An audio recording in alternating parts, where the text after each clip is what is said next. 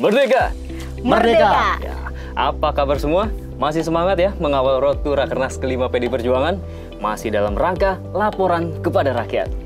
Kali ini kita akan ngobrol bareng sosok muda milenial tapi sudah menjadi kepala daerah nih. Ada yang tahu siapa?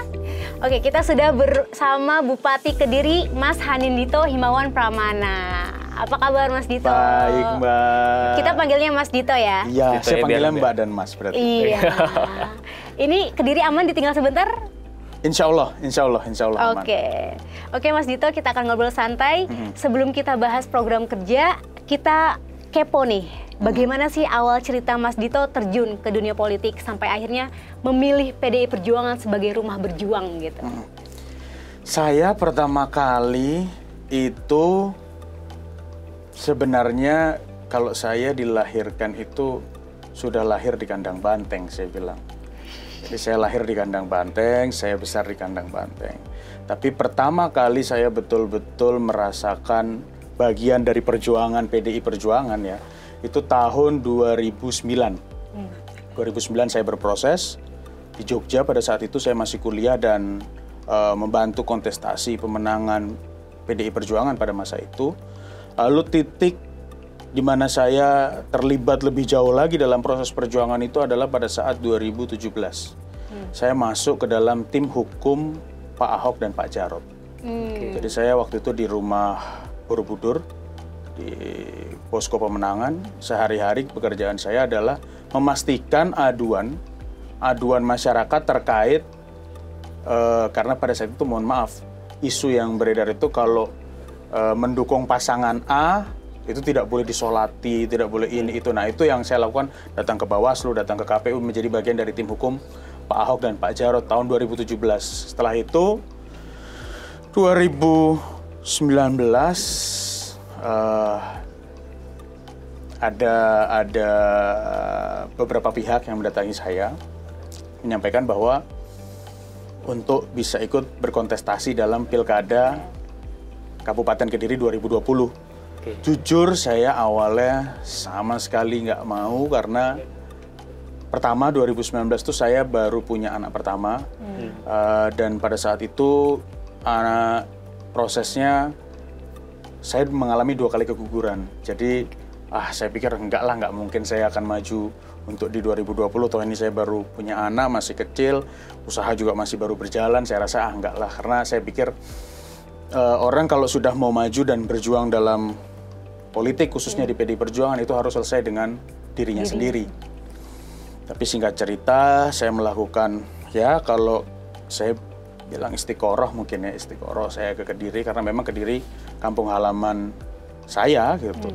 Saya istiqoroh di sana selama 1 bulan dan ya begitu melihat beberapa hal, contohnya sederhana, melihat seorang ibu-ibu tua usia 70 tahun masih harus ke sawah dan mengangkut hasil panennya yang cukup berat. Saya hanya membayangkan kalau itu ibu saya.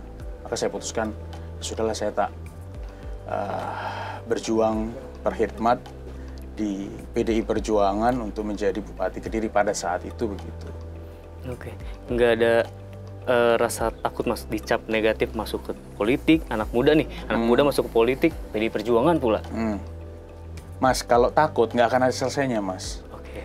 Kalau takut nggak akan ada selesainya. Apalagi, mohon maaf ya, PDI Perjuangan itu sebenarnya bisa merumput, akar rumput PDI Perjuangan ini kan sangat kuat sekali.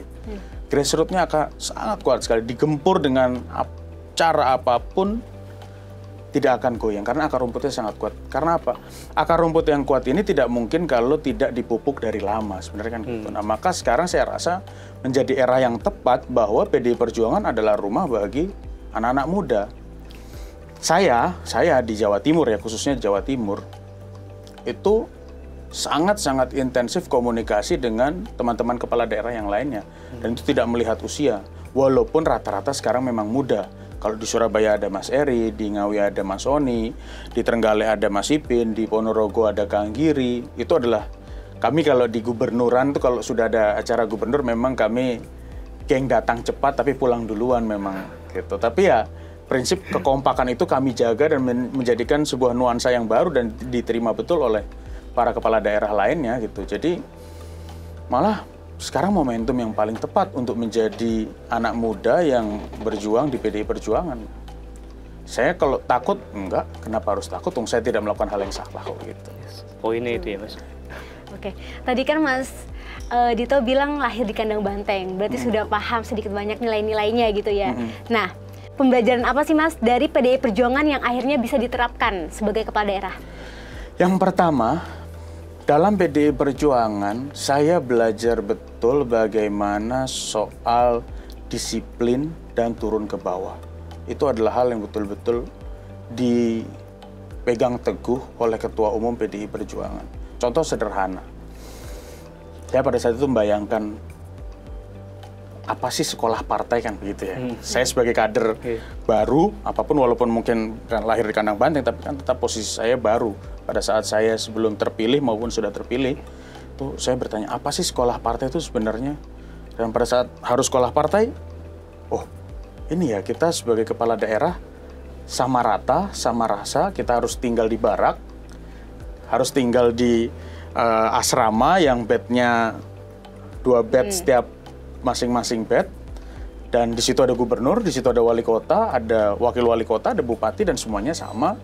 Akhirnya di situ kita belajar bahwa disiplin kata kuncinya, dan memang kepala sekolah kami cukup kami takuti, Pak Komarudin Watubun. Dan beliau betul-betul memegang teguh prinsip disiplin. Jadi contoh, waktu itu ada salah satu tokoh senior yang saya tidak bisa sebutkan namanya tentunya, terlambat datang masuk ke kelas. Itu dihukum. Jadi artinya PDI Perjuangan ini mempunyai sikap keteguhan dalam kedisiplinan itu sangat luar biasa. Itu satu. Yang kedua, setiap sekolah partai, dan tidak hanya di sekolah partai, selalu instruksi-instruksi partai itu Ibu Ketua Umum selalu menanyakan beberapa hal yang sudah beliau sampaikan. Ibu Ketua Umum adalah orang yang paling marah kalau kadernya hanya duduk di zona nyaman. Jadi saya belajar bahwa ternyata walaupun sudah terpilih, bukannya terus harus duduk di kantor dan hanya mendatangani surat, bukan. Tapi poinnya adalah bagaimana turun ke bawah menyelesaikan persoalan di lapangan. Jadi disiplin dan turun ke lapangan. Karena sebagai kepala daerah harus menyatukan rasa, menyatukan frekuensi dengan masyarakat. Itu yang saya pelajari di PDI Perjuangan. Menyatu dengan rakyat itu seperti apa yang biasa Mas? Kalau saya paling sederhana Mas ya, sederhana saya ya, untuk bisa menyatu dengan rakyat yang nginep di rumah warga. Dan itu saya lakukan. Sampai segitunya Mas? Iya. Oke. Dan itu saya lakukan. Setelah ini saya akan ada 26 titik di 26 kecamatan. Satu kecamatan kalau luasan wilayahnya lebih dari 20 desa ya saya bisa bermalam sampai 3 malam di situ. Jadi itulah PDI Perjuangan. Mengajarkan saya untuk turun ke bawah. Harus benar-benar turun ke bawah. Dan sekarang sudah menjadi bupati. Apa Mas rasanya Mas? Masih muda udah jadi bupati. Alhamdulillah disyukuri yang pertama. Karena ya kalau pusing pasti pusing. Karena kalau peci saya dibuka istri saya bilang, Pak kamu udah waktunya untuk semir rambut. Itu kalimat pertama. Tapi saya bilang nggak apa-apa. Ya rasa jadi bupati ya tanggung jawabnya bukan hanya keluarga. Tapi tanggung jawab saya terhadap 1,6 juta penduduk Kabupaten Kediri. Ya, saya punya tanggung jawab di mana ada 1,6 juta penduduk yang menaruh harapan dan menaruh bebannya kepada saya gitu, kurang lebih begitu. Kalau tantangannya mungkin karena masih muda nih, mungkin cenderung orang kurang percaya atau bagaimana? Tantangan pasti ada Mbak, banyak. Saya pertama kali memimpin rapat, itu saya tahu betul orang-orang yang ada di situ pasti, alah Dito ini bisa apa sih, tahu apa sih, dan paham apa sih. Tapi kan sebagai manusia kita harus belajar, harus berproses, dan harus mengetahui semuanya. Nah, maka saya betul-betul lihat, saya cek, nggak usah bikin program banyak-banyak dulu deh. Gimana caranya supaya teman-teman ASN yang bekerja sama saya ini bukan takut sama saya. Saya nggak perlu ditakuti, saya bilang. Saya nggak mau jadi bupati atau kepala daerah yang ditakuti, bukan. Tapi saya mau Anda nyaman dengan saya. Kalau Anda nggak nyaman ya sudah, nggak apa-apa. Nah itu membangun kenyamanan ini ya setiap orang harus berbeda-beda memang caranya. Jadi ya Ada yang saya dengan kepala dinas A itu harus makan soto atau ngopi di suatu tempat. Ada yang hobinya Vespane, macam-macam. Jadi saya yang lebih menyesuaikan kepada mereka-mereka yang lebih tua. Karena apapun mereka lebih tua. Dan cenderung usianya mungkin seusia orang tua saya. Oke. Nah, sekarang kita terkait program kerja nih Mas, yang udah dilakuin Mas Dito. Terutama di bidang ketahanan pangan. Mas Dito punya program andalan, namanya Dito juga nih. Desa Inovasi Tani Organik. Itu sejauh mana Mas? Sampai sekarang masih berjalan? Desa Inovasi Tani Organik ini adalah salah satu solusi Mas sebenarnya. Untuk problem yang sampai hari ini belum terselesaikan. Yang mana adalah subsidi pupuk. Subsidi pupuk, ketergantungan petani terhadap subsidi pupuk itu sangat tinggi sekali. Sedangkan kita misalkan mengajukan kuota subsidi pupuk 100% untuk kebutuhan Kediri.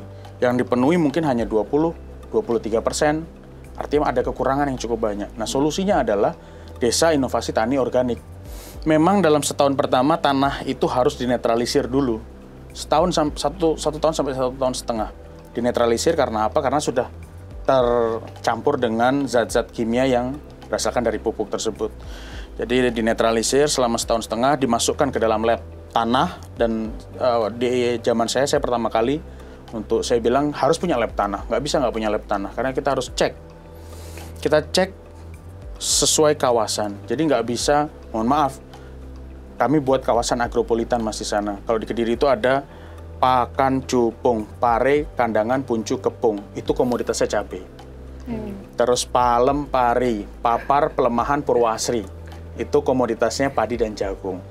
Sego, Batam, Semen, Grogol, Tarokan, Banyakan, Mojo. Itu komoditasnya Mangga Podang dan Teh Rosella. Nah, itulah kawasan agropolitan yang kita bentuk supaya petani itu nggak latah. Mohon maaf, kadang-kadang teman-teman petani ini ngelihat di sana nanam mangga, terus panen bagus, sebelahnya ikutan. Padahal tanahnya nggak sesuai. Nah, akhirnya tanah di kabupaten kita masukkan ke lab tanah dulu. Kita cek, oh ternyata sesuai hasil lab tanah, kita bikin kawasan agropolitan itu tadi. Gitu. Jadi tidak hanya Desa Inovasi Tani Organik sebenarnya, tapi kawasan agropolitan juga menjadi solusi untuk ketahanan pangan. Jadi disesuaikan dengan karakteristik tanahnya ya masing-masing daerah gitu. Kalau untuk ketahanan pangan lainnya, dengar juga membudidayakan selain padi gitu ya? Jadi gini, sesuai instruksi Ibu Ketua Umum ya, ini kalau nggak saya jalankan nanti saya takut waktu sekolah partai di absen. Dan memang sebelum itu, takut atau tidak takut, namanya instruksi harus kita jalankan. Dan memang di Kediri ini, orang Kediri khususnya itu terbiasa dengan dua hal. Makanan pengganti beras yang memang sudah dikonsumsi sehari-hari, yaitu adalah nasi ampok atau nasi jagung. Yang kedua adalah nasi tiwul. Tiwul ini dari singkong. Ini kalau tiwul ini biasanya kalau kita di Kediri itu biasanya orang makan tetap ada nasi putih, tapi di sebelahnya pasti ada nasi ampok dan nasi tiwul. Jadi makanan pengganti beras, saya rasa kalau misalkan nanti terjadi, jangan sampai terjadi, tapi kalau misalkan terjadi kekurangan beras, Kediri tidak ada masalah insya Allah. Karena makanan pendamping berasnya kita sudah siap, pengganti berasnya kita sudah siap. Dan sudah dibudidayakan ya untuk masyarakatnya mengkonsumsi. Sudah, dan sudah menjadi kebiasaan bagi masyarakat Kediri itu. Terus Mas, ada juga terobosan dari Mas Dito terkait ngurus kependudukan dengan adanya aplikasi Sahaja. Itu sistem kerjanya gimana Mas? Jadi gini Mas, kalau pada umumnya biasanya kan membentuk MPP ya, Mall Pelayanan Publik. Saya tetap membuat Mall Pelayanan Publik. Tapi terkadang mall pelayanan publik ini kan tersentralisasi di satu tempat. Contoh katakanlah di saya di Kecamatan Ngasem. Sedangkan jarak tempuh warga saya yang ada di Kecamatan Kandangan yang bagian paling timur Kediri ke Ngasem itu mungkin kurang lebih 1 jam sampai 1,5 jam. Jauh ya? Bisa sampai 2 jam bahkan kalau yang di pegunungan. Cukup jauh. Akhirnya saya buat di setiap kecamatan wajib ada pelayanan publik. Apa fungsi kecamatan? Kecamatan ini kan selama ini kan, mohon maaf, banyak kecamatan yang hidup segan mati tak mau. Nah, saya hidupkan lagi nih teman-teman Bapak Ibu Camat, ayo kita kerja. Bapak Ibu Camat yang pertama layani masyarakat. Bapak Ibu semua, kalau nggak mau melayani ya jangan jadi camat. Setuju. Saya coret Bapak Ibu semua, jangan berharap bertahan jadi camat saya. Jadi banyak indikator untuk teman-teman camat ya. Salah satunya itu Sahaja, 1 hari jadi itu pelayanan untuk kependudukan dan catatan sipil. Berarti kantor camat di Kediri rame ya? Bukan yang jam 10 pagi tuh udah sepi gitu? Oh enggak Mbak, jam 10 tuh lagi rame-ramenya sampai sore. Sampai sore aktif ya? Bahkan kalau malam bisa dicek. Karena saya, mohon maaf teman-teman camat itu saya minta untuk standby di HT. Jadi sewaktu-waktu ada kejadian apapun saya monitor semua. Mas, kalau penetrasi digitalisasi di Kediri gimana sih Mas? Penetrasi? Digital. Penetrasi digital? Iya. Yang pertama Mas, ini saya kaitkan dengan sektor pertanian. Jadi saya cerita dulu, agak panjang ini ceritanya. Digitalisasi pertama, saya mau bicara kan ada beberapa instrumen ya, tapi saya bicara sektor pertanian dulu. Karena apa? Petani itu, kita akan mengalami krisis petani 5 sampai dengan 10 tahun ke depan. Kenapa? Saya melakukan survei di Kediri. Ini khusus Kediri ya. Petani usia 45 tahun ke atas itu di angka 82%. Petani range 35 sampai 45 tahun itu di angka 8%. Petani usia 35 tahun ke bawah itu hanya 10%. Nah, sedangkan ini 10 tahun ke depan siapa yang mau jadi petani? Nah, sedangkan anak muda itu paling gampang distimulan dengan sesuatu yang berbau teknologi. Maka pertama, saya punya alat drone untuk, jadi kalau 1 hektar itu biasanya teman-teman petani itu membutuhkan waktu 3 sampai 6 jam untuk memupuk, untuk mereka berkeliling, hanya cukup 10 menit menggunakan drone. Yang kedua, semua aset pemerintah kabupaten. Jadi mohon maaf, semenjak tahun 2018 itu di setiap desa banyak aset pemerintah daerah yang idle atau tidak terpakai. Nah, itu saya minta, cobalah tolong buat greenhouse, buat rumah kaca di situ. Tanamlah holti, karena tanaman holti itu paling mudah. Yang satu, cost-nya terukur. Yang kedua, profitable. Dan anak muda kalau sudah ngeliat profitable tuh biasanya lebih tertarik tuh. Nah, di dalam situ saya masukkan IoT. IoT itu bagaimana nanti sistem, ini misalkan tanamannya melon, tanamannya semangka atau apa, holti-holti yang lain. Itu mereka by system sudah akan nyiram sendiri, akan mengecek berapa humidity-nya, bagaimana tanahnya dan sebagainya. Nah, itu digitalisasi, jadi tidak hanya soal comment center atau bagaimana membuat satu data. Kalau saya rasa hampir semua kota kabupaten sekarang sudah melakukan satu data ya, satu pintu satu data. Tapi sekarang kalau saya menarik digitalisasi itu, ayolah teman-teman petani kita belajar bertani dengan cara digital. Jadi penetrasi digital saya ke petani. Kenapa? Karena 80% masyarakat Kabupaten Kediri itu petani. Masuknya tapi gampang? Mereka untuk memahami itu? Enggak, sangat sulit. Sulit ya? Sangat sulit kalau yang usia 45 tahun ke atas, Mas. Tapi kalau usianya 35 tahun ke bawah, jauh lebih mudah. Tapi dari kesejahteraan petaninya sendiri gimana, Mas? Tadi kan banyak. Kalau bicara kesejahteraan petani, itu kan kita ngelihat labor cost-nya ya Mas ya. Jadi petani itu kan ada petani, ada buruh taninya ya. Yang kasihan ini kan buruh taninya Mas sebenarnya. Buruh tani ini rata-rata orang yang mereka menggantungkan nasibnya ya dari harian, pendapatan harian. Saya kalau datang ke mereka, ini memang tantangannya luar biasa sekali. Pak, Bu, napa mboten purun toh? Saya bahasa Indonesia aja ya. Saya bahasa Indonesia kan gitu. Pak, Bu, apa nggak mau toh kerja yang lain? Saya bantu, saya buatkan ini. Ini loh Pak, Bapak sekarang nanam 1 hektar sawah Bapak yang Bapak tanam itu hasil panennya hanya 3 sampai 4 ton. Idealnya itu kalau padi Pak, itu 6 sampai 7 ton Pak. Walah Mas Bupati tahu apa sih? Mas Bupati loh belum lahir saya udah mupuk, udah ngerabuk bahasa mereka. Oh iya Bu. Akhirnya itu saya nggak bisa terus-terusan berharap dengan mereka-mereka yang mohon maaf sudah terbiasa dengan cara konvensional. Akhirnya penetrasi saya ya ke anak muda. Maka jangan sampai anak muda ini takut, malu, atau berkecil hati masuk ke sawah. Ini yang jadi tantangan. Ini tantangan yang saya rasa tidak dialami Kabupaten Kediri. Harusnya kota kabupaten lain juga mengalami hal tersebut. Biasanya kabupaten, kalau kota saya rasa jarang. Gitu. Oke, ngomongin anak muda. Kalau dari segi pendidikan gimana Mas? Dari Mas Dito sendiri upayanya apa Mas? Pendidikan, sektor pendidikan Mas, yang pertama ya, itu kan kalau kami di daerah kan punya kewenangan untuk mulai dari PAUD, TK, SD, SMP. Yang menjadi masalah, kalau ini insya Allah selesai Mas. Artinya selesai, bisa dicek apakah ada pungli di tingkat PAUD, TK, SD, SMP. Insya Allah nggak ada. Nah, yang menjadi tantangan di tingkat SMA, kewenangan ini bukan ada di kabupaten, berada di provinsi. Maka komunikasi yang intens dengan provinsi itu harus dilakukan. Itu satu. Yang kedua, tapi terkadang untuk masuk ke SMA yang tersedia ini juga nggak bisa menampung semuanya. Lalu 2022, saya melakukan kerjasama dengan Putra Sampurna Foundation untuk bertukar pikiran tentang dunia pendidikan.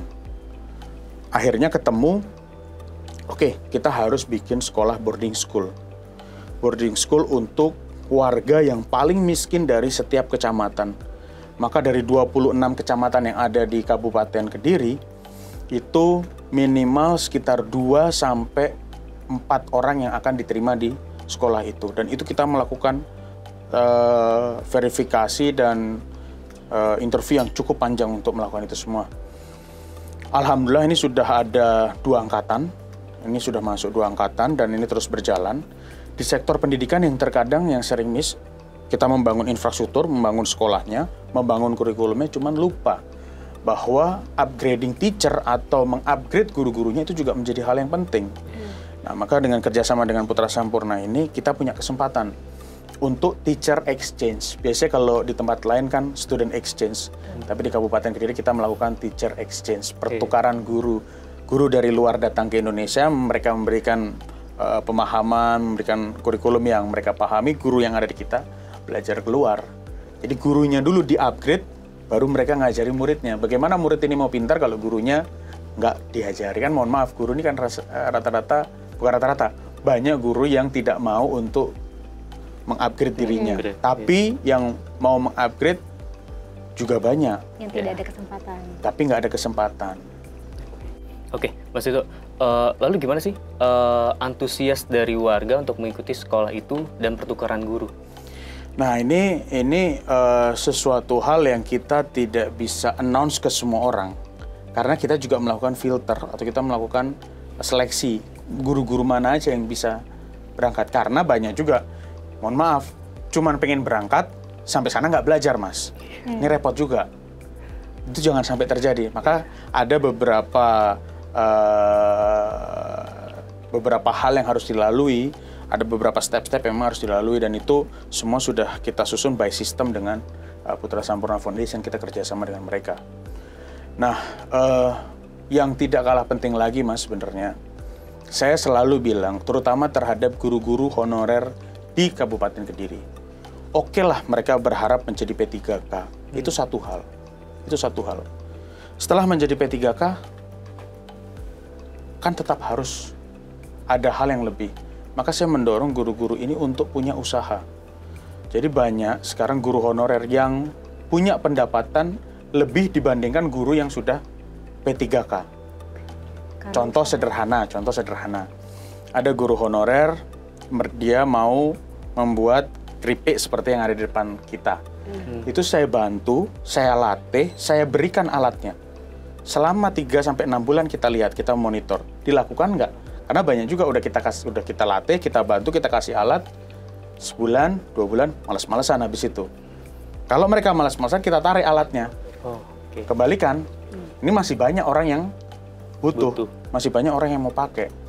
Jadi di sektor kesejahteraan guru, kalau bicara oke, kita jadikan P3K, nanti akan ini beban belanja modal pemerintah akan sangat tinggi sekali, dan akhirnya pembangunannya akan sedikit.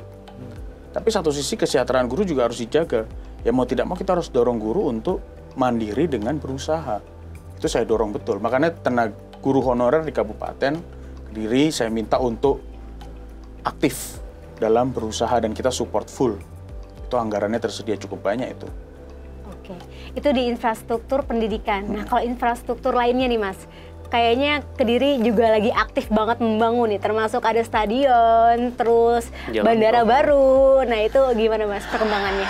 Ini memang sesuatu hal yang karena ini saya menyebutnya kan berarti kan mega structure ya, sesuatu membangun sesuatu hal yang sedemikian besar gitu.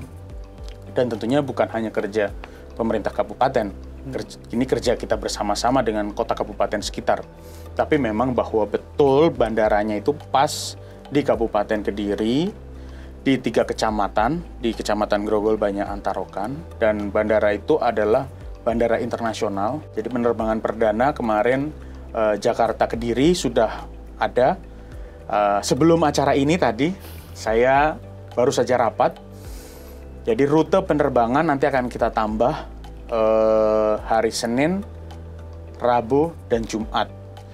Memang dalam proses perjalanan ini sangat luar biasa sekali karena membangun bandara itu tidak hanya sekedar bandaranya saja. Bagaimana membangun sumber daya manusianya juga. Bandaranya ada, kalau sumber daya manusianya tidak ramah, tidak menjaga kebersihan, hygiene yang nggak ada, percuma. Apalagi ini bandara internasional. Itu yang pertama. Yang kedua, infrastruktur jalan. Bagaimana penghubung antara Kediri dengan kota kabupaten lain. Kalau itu nggak ada, ini juga percuma. Nah, maka pembebasan lahan dan pembangunan jalan tol ini sedang kita lakukan, sedang berjalan ini. Ini menjadi tugas saya di periode pertama untuk memastikan semua ini berjalan dengan baik. Alhamdulillah pembebasan lahan yang biasanya itu kalau ada pembangunan proyek besar ya, itu kan yang demo banyak, terus masuk media. Alhamdulillah Kediri nggak ada apa-apa dan masih kondusif sampai hari ini. Dan saya bersyukur sekali masyarakat Kediri bukan, ya bisa dibilang masyarakat yang sangat memahami bahwa mereka akan maju dengan adanya bandara dan ini akan jadi epicentrum baru di Jawa Timur. Karena jarak tempuh Kediri Surabaya atau Juanda, Bandara Juanda itu 1 jam sampai 1,5 jam kalau sudah ada jalan tol. Artinya sekarang saya kalau mau terbang dulu, saya kalau mau terbang ke Jakarta harus 1,5 jam ke Surabaya, terbang ke Jakarta. Nah sekarang saya mau balik nanti, Mas Eri, gantian nanti suatu saat kamu yang terbang ke Jakarta lewat Bandara Kediri ya. 1 jam perjalanan ke Kediri. Saya doakan itu terjadi di 2025, 2026, warga Surabaya dan sekitarnya terbang melalui Bandara Kediri. Itu achievement yang akan kita kejar. Oke. Kabarnya juga stadion itu dibangun tanpa ada temuan, betul ya Mas ya? Betul, alhamdulillah sempat banyak orang bilang ini habis COVID kok malah bangun stadion. Ini habis COVID malah mengeluarkan anggaran yang besar, hampir 150 miliar yang kita alokasikan untuk bangun stadion. Satu, di Kediri ini tidak ada tempat untuk mengumpulkan dalam jumlah massa yang banyak. Contoh kemarin pada saat COVID, rumah sakit darurat itu yang kita operasikan adalah SD-SD bekas. Sedangkan paling gampang, paling mudah adalah stadion yang disulap menjadi rumah sakit darurat. Itu satu. Yang kedua, kita sekarang kalau mau buat sholawatan akbar, kita mau buat acara musik, festival dan sebagainya, itu harus menutup jalan, Mas. Nggak mungkin ini dilakukan. Maka saya bilang, tolong lihat stadion itu jangan dari 1 kali tahun anggaran. Stadion ini dibangun dengan dana 150 dan ini masih bertahap, masuk ke tahap 2 dan tahap 3. Total mungkin anggaran yang akan dihabiskan hampir 400 miliar. Dan itu alhamdulillah tidak ada catatan di BPK kemarin. Ini stadion ini nantinya akan menjadi stadion internasional di Jawa Timur yang bisa bersaing dengan Gelora Bung Tomo. Memang kapasitas masih kalah dengan Gelora Bung Tomo, tapi bisa bersaing. Dan ya harapannya tentunya ini bisa menghidupkan karena nanti kalau Mbak sama Masnya landing ke Kediri, itu persis di sebelah kanan pesawat ada stadion di situ. Jadi akan menjadi ikon, oh kita udah sampai Kediri nih, karena udah ngeliat stadionnya. Kalau dari sisi kesehatan, Mas, ada nggak Mas infrastruktur dari sisi kesehatan itu? Kan kalau sekarang hampir semuanya kan memenuhi Universal Health Coverage ya, atau UHC, 98% yang ditetapkan oleh pemerintah pusat. Tapi kalau saya lebih kepada sebenarnya puskesmas yang ada sudah layak atau belum sih? Maka di 3,5 tahun saya diamanahi menjadi pelayan masyarakat, tahun ini ada 5 puskesmas, tahun kemarin ada 3 puskesmas, sudah ada 8 puskesmas yang kita perbaiki, dan puskesmas itu punya layanan rawat inap. Jadi biasanya kan puskesmas cuma sekedar, mohon maaf, jam 7 buka, jam 1 udah nggak ada. Oh, kalau saya nggak bisa. Jam 1 malam saya datang itu tutup, nggak ada cerita, itu kepala puskesmasnya besok saya panggil itu. Jadi ya memang itu tadi saya harus bicara membangun infrastruktur tidak hanya bangunannya, tapi juga manusianya. Maka saya sampaikan angka profesionalitas ASN di Kediri tahun 2021 itu 56%. Angka profesionalitasnya. Alhamdulillah setelah diterapkan sistem atau merit system, saya menyebutnya corporate university ya, itu kualifikasi, kompetensi, kinerja, disiplin, 4 hal ini bisa dicukupi oleh ASN di Kediri, maka saya jamin kompensasinya lebih. Jadi orang di jabatan yang sama bisa kompensasinya beda. Kalau dia nggak disiplin, dia kinerjanya nggak bagus, nggak mau sekolah lagi, ya otomatis jangan harap kompensasimu akan besar. Nah itulah yang membuat angka profesionalitas ASN di Kediri bisa meningkat sangat drastis. Oke, kalau untuk wong cilik mendapatkan fasilitas kesehatan di sana mudah, Mas? Sangat, dan itu bisa dicek. Bisa dicek. Karena apa? Sederhananya begini, Mas. Dokter-dokter yang ada, jadi kan untuk membangun sebuah sistem atau ekosistem dalam dunia kesehatan itu kan tidak mudah ya. Satu, rumah sakit itu harus punya tempat tidur yang memadai, harus punya dokter spesialis yang cukup untuk menjadi rumah sakit rujukan. Nah, biasanya dokter-dokter spesialis ini dirayu sama rumah sakit swasta untuk pindah, untuk bekerja di tempat mereka. Kalau saya enggak, karena tadi 4 instrumen itu, kalau dokternya punya kualifikasi, punya kompetensi, kinerjanya baik dan disiplin, ya dokter ini akan saya berikan kompensasi yang berlebih. Akhirnya dokter ini mau. Nah, di dunia kesehatan, maka saya sampaikan kepada dokter-dokter ini, kan kamu sudah saya beri kompensasi yang besar nih. Masa iya sih semua harus kamu tagih? Nah, akhirnya kita punya layanan gratis, Mas. Jadi kita buka poli sore. Poli sore itu gratis bagi warga yang tidak mampu, silahkan datang. Kami layani. Dan ini sudah, ibaratnya sudah berjalan 1 tahun. Itu tanpa syarat, Mas? Tanpa syarat. Hanya menunjukkan surat keterangan tidak mampu. Kami akan langsung layani. Jika harus dirawat inap juga bisa? Iya, selama ada surat keterangan tidak mampu, kami layani. Sampai sembuh gitu ya? Sampai sembuh. Oke. Nah, masih di ranah kesehatan. Kalau stunting, Mas, apa yang dilakukan Mas Dito untuk menekan angka stunting yang memang sudah turun ya di Kediri ini? Gitu. Jadi pertama kali saya diamanahi itu angka stunting di 22%. Lalu tahun 2022 turun menjadi 18%. 2023 turun tajam sampai 7%. Tapi apakah saya puas? Tidak. Karena saya sebenarnya stunting ini yang menjadi persoalan adalah bukan mengurangi terus, tapi bagaimana zero growth stunting. Jangan sampai kita ngurangin tapi stuntingnya nambah. Nah, ini indikator kinerja camat saya. Jadi camat-camat itu per bulan saya target. Oke, di kecamatanmu ada 100 hari ini yang stunting. Bulan depan berapa targetmu? 1 tahun berapa targetmu? Kalau kamu nggak punya target, jangan jadi camatku. Jadi camat itu bukan pekerjaan yang gampang kalau di Kabupaten Kediri sekarang ini. Indikator kinerjanya sangat banyak sekali. Nah, yang berikutnya lagi saya terapkan dasawisma. Mohon maaf, ini yang sering terjadi di daerah. Kita udah kasih makanan pendamping atau makanan untuk bayi, susu, telur, biskuit, macam-macam. Itu sudah dilakukan dengan berbagai macam cara. Tapi mohon maaf, edukasi sampai ke rumah, ada yang dimakan bapaknya, ada yang dimakan ibunya. Itu terjadi. Akhirnya saya buat sekarang di Kediri, 1 kader mengawasi 10 rumah stunting. Buat dapurnya di situ, pastikan dimakan. Dan ini bukan perkara cuman sebulan sekali, sebulan 2 kali, enggak. Ya tiap hari harus dilakukan. Nggak bisa melakukan penekanan stunting, dan stunting itu bukan cuma soal makanan saja, Mas. Di Kediri, penyebab stunting terbesar bukan dari bagaimana kita melakukan penetrasi terhadap gizinya saja, tapi higienisnya. Maka saya punya target di periode pertama, yang alhamdulillah sudah hampir tuntas, sudah 95%, itu adalah open defecation fee, atau bahasa gampangnya orang punya jamban di setiap rumah.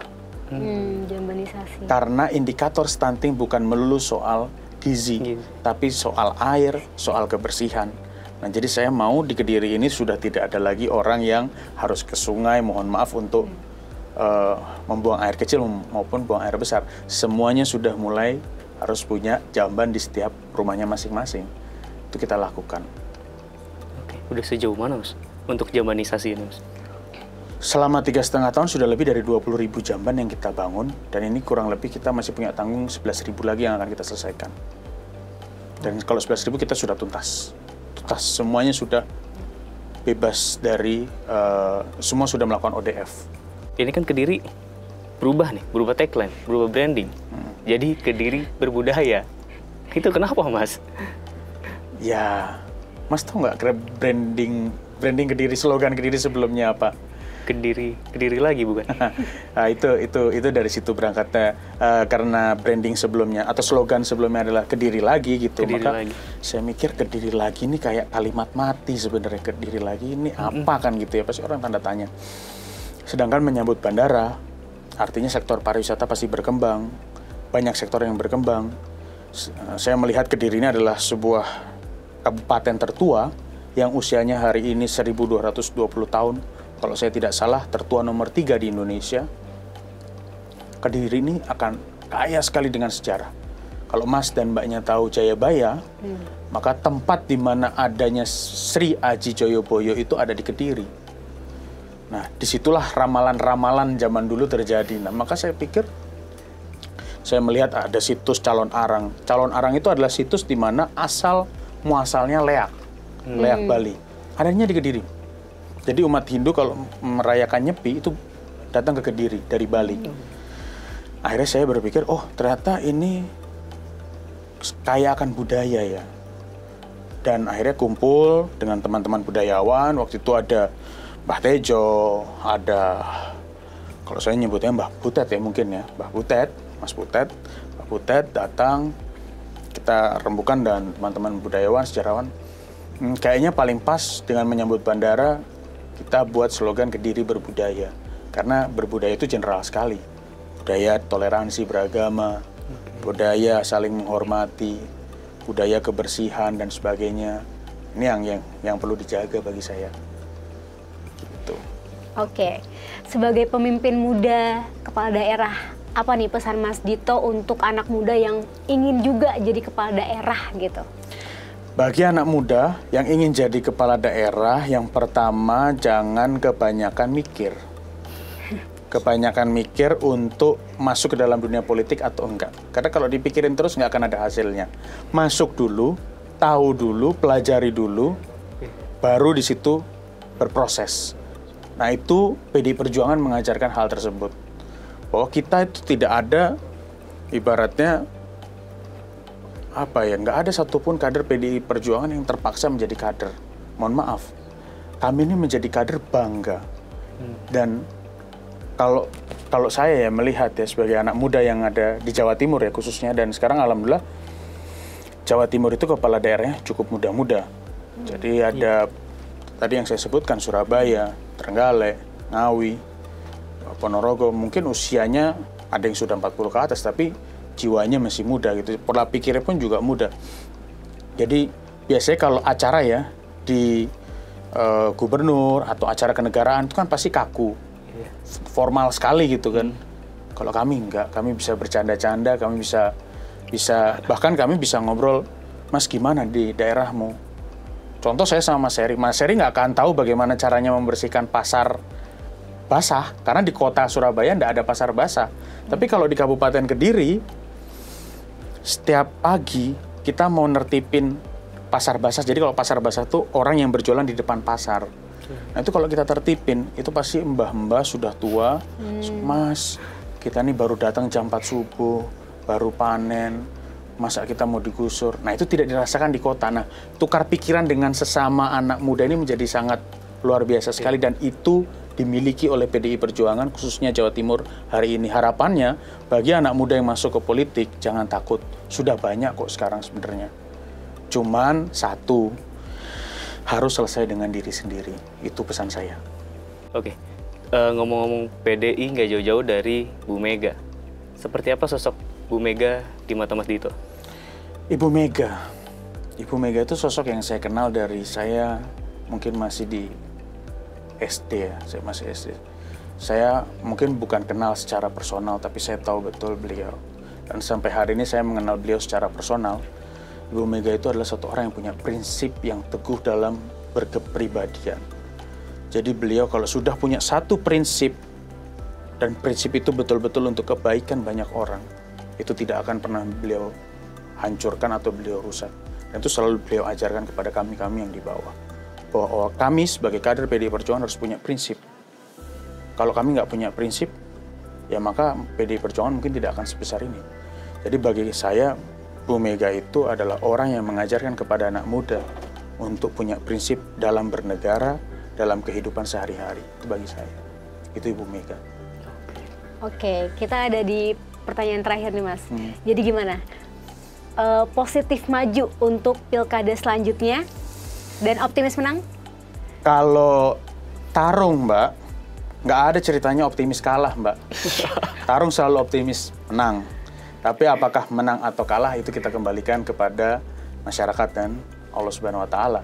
Tapi ikhtiar saya, apa yang saya lakukan di Kabupaten Kediri 3,5 tahun ini, saya 1,5 tahun dihadapkan COVID, 1,5 tahun baru relatif bisa betul-betul bekerja secara normal. Saya punya harapan apa yang saya kerjakan sekarang bisa dilihat oleh masyarakat di periode berikutnya. Itu aja. Kalau lawannya udah ada Mas? Ada dan nggak ada lawan, siap saya Mbak. Ini baru namanya militan. Oke, Mas Dito, terima kasih. Udah ngobrol-ngobrol dan ngelaporin apa aja nih yang udah dilakukan selama menjabat. Oke. Demikian laporan kepada rakyat bersama Mas Handito Himawan Pramana, Bupati Kediri sekaligus bakal calon Bupati Kediri periode selanjutnya. Jangan lupa nantikan dan pantau terus Rakernas ke-5 dan dukung PDI Perjuangan di Pilkada mendatang. Merdeka! Merdeka!